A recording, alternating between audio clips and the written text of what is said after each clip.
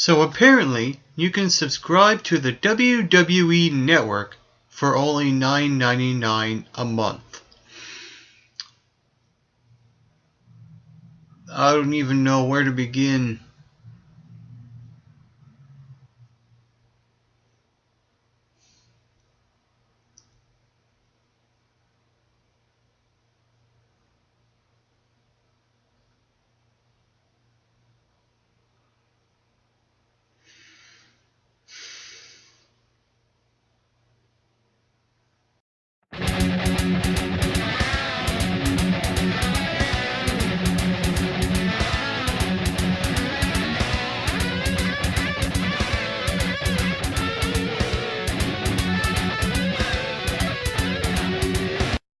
Hopefully, by the end of this Raw review, you will know my true pain after I watched this brutal 3-hour commercial for the WWE Network that apparently is only for $9.99 a month. Imagine that! I mean, here's the thing about this Raw. This was a terrible show overall. The WWE knew this show was terrible. And they were writing this show for the purpose of being terrible. And they knew that.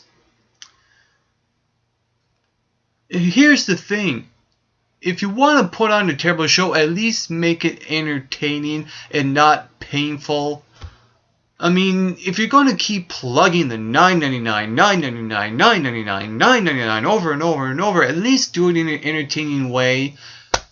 Instead, this wasn't funny at all. This was the most annoying thing I have ever seen. It's more annoying than the what chants. It's more annoying than the CM Punk chants.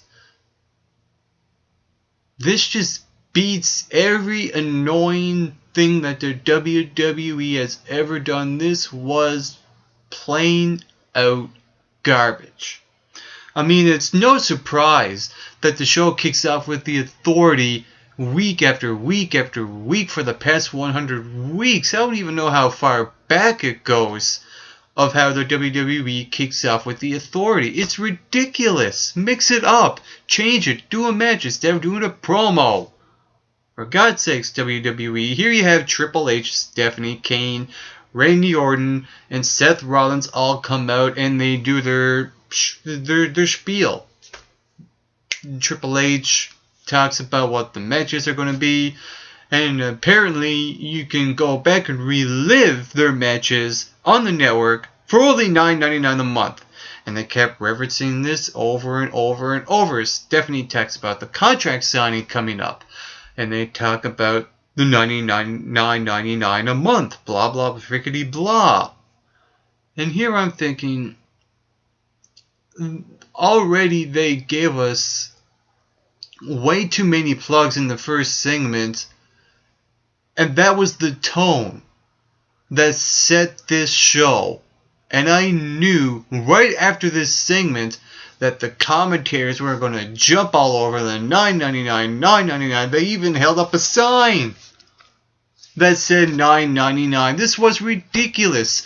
I could have watched this show on mute and not hear the commentary, and this would have been a better quality show. Oh my God. And then after this, we get to a match between Kane and Roman Reigns in a last man standing match. And this match, I wasn't feeling it at all. This was blasé. I'm glad that they done this match first on the show just to get it over with, to move on to other things. I'm glad that they done that here, at least. But you see, here's the thing. I think they booked Roman Reigns way too strong here. And they also made Kane not like a monster. It's just hard to take Kane serious after what the WWE has been doing with them over the past, I don't know how long now. And it's just got to a point where, just in his career, for crying out loud, I mean, this guy's not a monster anymore. I'm not scared of him. When the pyro goes off, I'm like, fine, well, whatever. Out he comes. They duke it out. Steel chairs. tables, candlesticks, what have you. And then you have Roman Reigns win. And the way he won, like I said, they booked this guy way too strong. I mean, Roman Reigns can answer the count of 10 after being chokeslammed through a table by Kane. And for some reason, Kane can't answer the 10 count after a normal spear from Roman Reigns. This was ridiculous. And then we get to an interview package with Brock Lesnar and John Cena. And all the while I'm thinking, why are these two guys not on the show?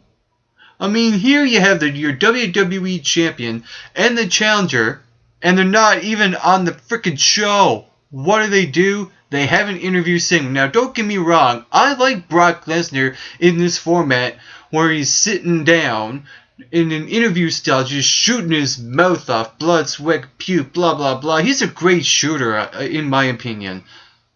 And that's all fine and good, but if you want to hype your match, your main championship match, wouldn't you want to have those two guys on your show and not do sit-down interviews? This was ridiculous on all levels. I'm just going to move on to Damien Sandow versus Mark Henry. This match was over in 30 seconds and no one gave a crap at all. Here you had Damien Sandow coming out with the whole Boomer Sooner gimmick with JR's music, and I'm like, oh good God. This sucks. This was terrible, and the only reason why this happened is because Mark Henry is from Texas. For crying out loud. And then we get to a match between Dean Ambrose and Alberto Del Rio. And the whole gimmick with this match is that it's a beat the clock challenge.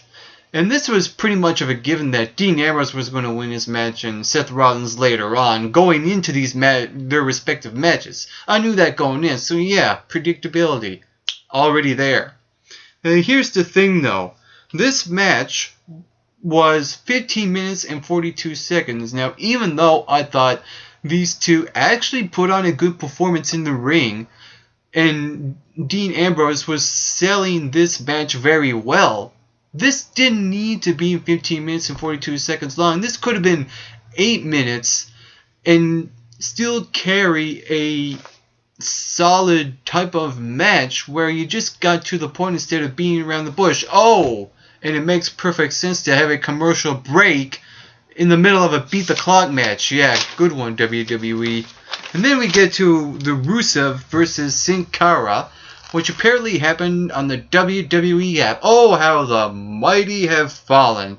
Sin Cara, who everyone thought was going to be the next Rey Mysterio, is now being used in the match that doesn't even air on television and is on the WWE app. That just blows my mind. And then we get to the bull promo segment with Lana, Zimp Coulter, Jack Swagger. They come out. They talk about how Lana talks about how, she's anti-American, blah, blah, blah. Zimp Coulter comes out. He says he's sick and tired of Lana. He said he's sick and tired of Putin. He's sick and tired of Mother Russia. I think the only thing he should have said here was that he was sick and tired of the constant frickin' plugs of the WWE Network, which is only apparently a $9.99 a month. So, this segment overall, even though I like that this match is going to be taking place at SummerSlam, it's a featured prominent match for Jack Swagger and Rusev, what have you. But the issue I have with this segment is that I saw this last week. Do something different, WWE. And then we get to a match between Dolph Ziggler and Cesaro, and this match was over in under a minute. And the WWE knew that they were putting on a bad show, and they also stuck it to the fans here because they knew that Cesaro was one of their favorites. And they stuck it to them. And they've done a very good job with it. But damn it, why did you have to use Cesaro here to have him jump out to Dolph Ziggler? I have no freaking clue whatsoever. And then we get to a match between Goldust and Stardust. And here I'm thinking, yes, finally, Goldust and Stardust are in a match. Thank you, WWE. But who did they face? The Usos? Nope. Wyatt family? Nope. They face right back, so for the, I don't know how many 10th time, for crying out loud, same old, do something different. I mean, here's the thing, there are a lot of other missing talents on your show. Not only you didn't have Brock Lesnar or John Cena, you didn't have Sheamus on the show, you didn't have Paige on the show, you didn't have AJ Lee on the show. And here's the kicker. The WWE developed this new regime, this new Nation of Domination, 3 black guys, Xavier Woods, Kofi Kingston, and Big E. 2 weeks ago, they put them together. Last week, they just have them in the background watching a match where they could probably potentially become the next contenders for the tag team titles, who knows. And now you don't even have them on the show this week. That just goes to show. And then we get to Chris Jericho versus Luke Harper.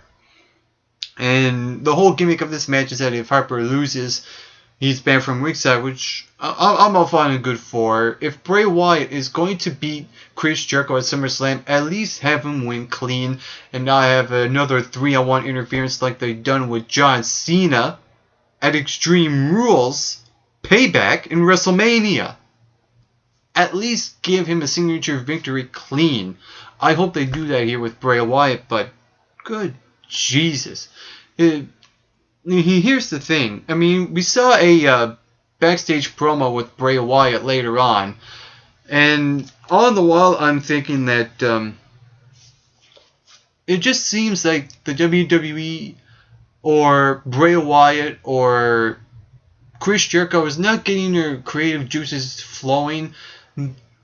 It just seems like this is another feud on a show called Superstars. They're not putting in the effort here. Someone, I don't know who it is, Chris Jericho, Bray Wyatt, or the WWE, it doesn't matter. Someone, even all 3 parties involved here, are not putting in the effort into making me interested to see a match between these 2 guys.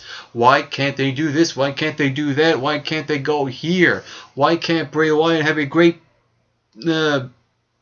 promo where he builds up a match, even though he has still and is still a compelling character? Do something with Bray Wyatt here. Do something with Chris Jericho here. I mean, these 2 guys are very good talkers. Why can't they do more of the whole talking gimmick stuff, segments and stuff? I don't understand what's going on with the WWE here. I'm just uninterested in this match going into SummerSlam. I have nothing else to say about that. And then, of course, we get Diego versus Fandango, and his new dancing partner is Hornswoggle. Oh jeez, this was disturbing as hell. I mean, here you have Diego go over Fandango. I'm like, I'm at to a point now where they could just fire Fandango and just kill the pain. And then you have, the whole Summer Rae, Layla, El Torito, and Hornswoggle all dancing in the ring, and somehow El Torito and Hornswoggle are now friends. Holy mother of Christ, WWE. This was just brutal. And then we get to a match between Bo Dallas versus R-Truth. And Bo Dallas wins here. So what was the point of R-Truth winning last week when you're going to do this here? This makes no sense whatsoever. I'm just going to move on here because this Raw was just total, utter garbage up until this point. I could have flicked off this show, but I was willing to watch this show and have that pain inside me thinking that I knew I was in for a terrible show, and that's exactly what I got here. I mean, here's the thing. Okay, Seth Rollins versus Rob Van Dam. We never even got the match. What we got was Seth Rollins versus Heath Slater. Now, see, here's the thing about this match.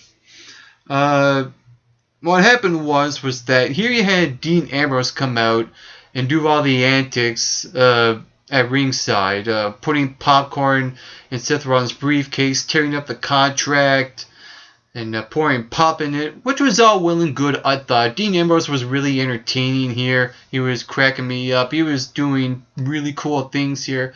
But this would have came off a lot better if it weren't for the time restraints. This would have been executed maybe a lot better if they took away at least 8 minutes of that first beat the clock match and used it here to have Seth Rollins maybe do the whole, hey, I'm better than you, Heath Slater, play the whole psychological element in this match and really just underestimate Heath Slater throughout this entire match for at least about 6 or 7 minutes, and then have Dean Ambrose come in and not 30 seconds into the match.